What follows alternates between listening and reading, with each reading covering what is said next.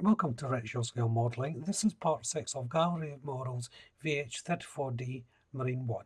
Scale is 1 to 48. In this part, I'm going to be starting the painting process on the fuselage and canopy before finishing up on the rear rotor blade. So let's jump into the well. So starting where I left off, and I forgot to mention in the previous video, even though I showed it, the fitting of this part. Now this is just the radiator cover, vent cover, the engine is going on. It just sits in right behind the engine bulkhead there. There's nothing needing doing to it, it just gets placed in. So now I'm going on to painting again, and I'm going to be painting the rotors. So first of all, I'm using Mr. Hobby's H4 Gloss Yellow, and this is just for the tip of the flash of the rotor. There's actually markers on this rotor blade, so you don't really need any masking tape to get a straight line. You can just follow the line on the blade itself. Then it's on to Mr. Hobby H1 Gloss White, and this is the covering for the rotor blade where the engine compartment is. And I'm using the same colour, the white colour, to paint the canopy. Now this is such a large canopy, I don't have to mask it out. The lines are clearly defined, and I'm able to, there's also a little ridge, so I'm able to run the brush along, so there's not much chance of going over the line. But of course, if I do go over the line, I'll just use a cocktail stick and rub the paint away. But the painting of this canopy is fairly straightforward. So I had a little bit too much paint on my brush, and I did go over the line slightly. So as you can see there, I'm using the cocktail stick just to go over and removing any excess paint. I painted the cockpit and canopy in stages. I done one side, left it to dry thoroughly before going on to the next side. And while that side's drying, I'm going on to the main fuselage. Now this has a white flash at the top, so I'm going to be masking this off. There is a natural line to follow on this, but if you're not sure, just look at the pictures on the box or the instructions. They're quite nicely defined to follow.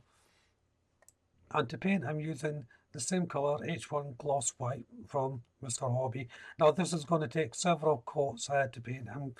I'm painting in very thin layers. As you can see, there's hardly any paint going on, and I will be building that colour up until I'm happy with it. I was playing with the idea to prime the top of the fuselage in white primer and leave the bottom in grey, but that was a lot more masking and faffing about, so I decided just to put the white on the grey, and all it means is a couple of extra layers while painting. But as you can see, the first layer, there's hardly any paint going on. And while that white is drying, I've switched over to Mr. Hobby 340 Field Green Semi Gloss. And this is going to be the other main colour for the fuselage. Here I'm just painting the outer door. I'm not sure what position I'm going to be putting this in at the moment, whether it's going to be closed or open. So it's better just to paint it now.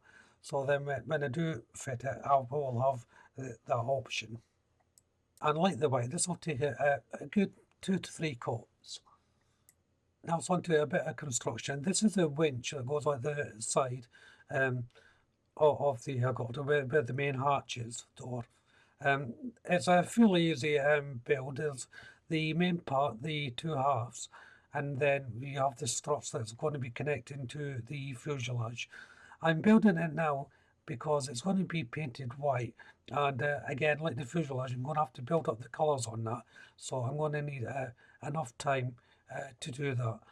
It's quite fiddly work with this. There's very, very small parts.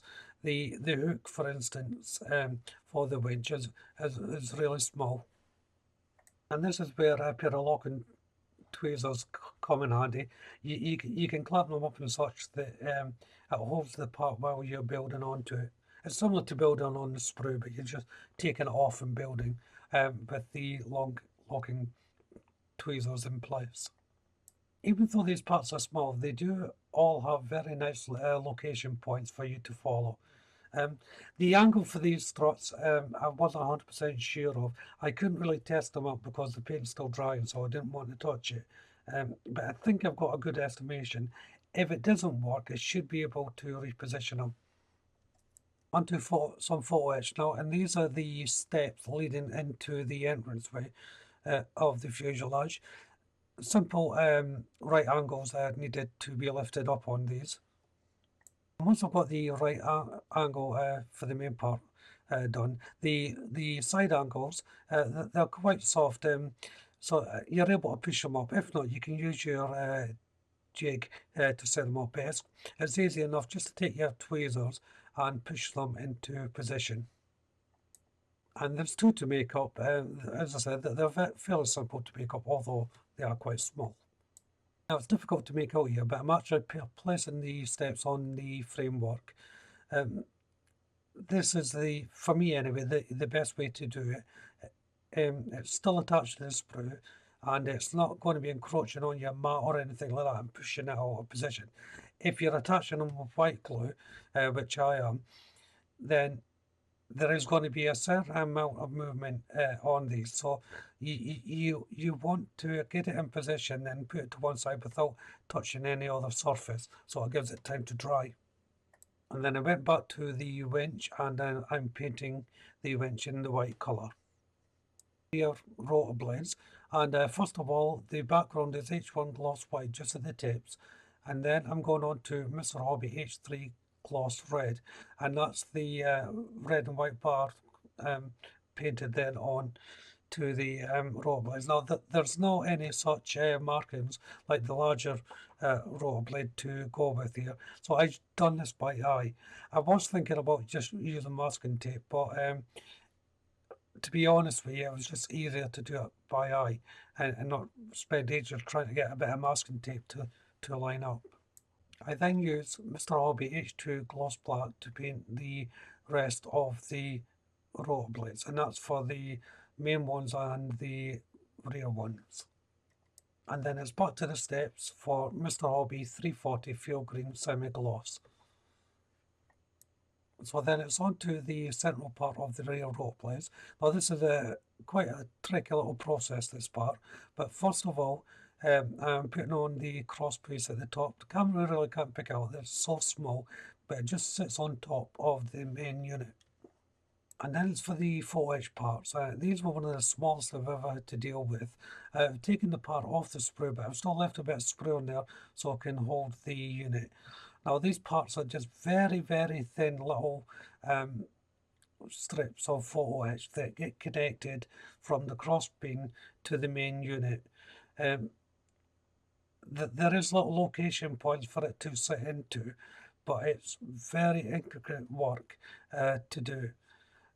I struggled with it, and I use magnifying glasses, the old headband with magnifying glass on these parts, and even that I still struggled to see everything that was going on.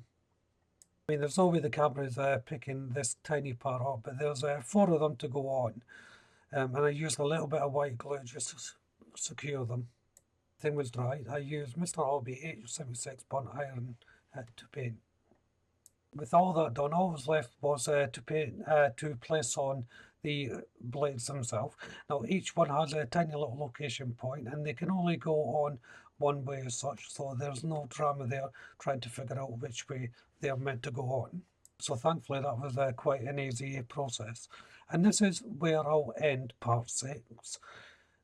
If you haven't done so already, why don't you check out the channel for my other builds? If you subscribe to the channel, hit the notification bell, that way you'll be kept up to date, not only with this build, but all my future builds as well, of course. Hit the like button, don't be afraid to leave a comment, and of course you can share the video. But for now, thank you all very much for watching, bye bye.